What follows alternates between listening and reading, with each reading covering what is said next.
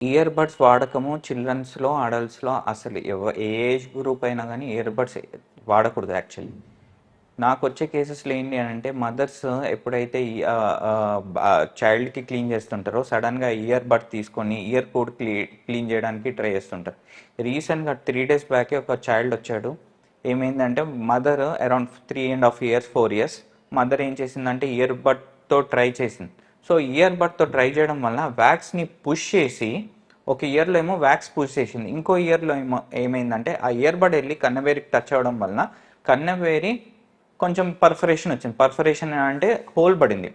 So దీనివల్ల ఏమైతుంది అంటే చైల్డ్కి ఒకటి ఏంటంటే వినికిడి తగ్గుతుంది. ఇంకోటి ఏంటి అని అంటే ఇన్ఫెక్షన్ స్టార్ట్ అవుతాయి. అంటే చీమ్ రావడం, లేదు అంటే బయట నుంచి కొంచెం వాటర్ వెళ్ళినా ఇన్ఫెక్షన్ రావడం. ఈ ఇన్ఫెక్షన్ కొందరికి ఈవెన్ 5-6 డేస్లో తగ్గే ఛాన్సెస్ ఉంటాయి. కొందరికి ఏంటి అని అంటే అలానే కంటిన్యూ అవుతూ క్రానిక్ క్రానిక్ ఇన్ఫెక్షన్ కూడా తయారవుతాయి.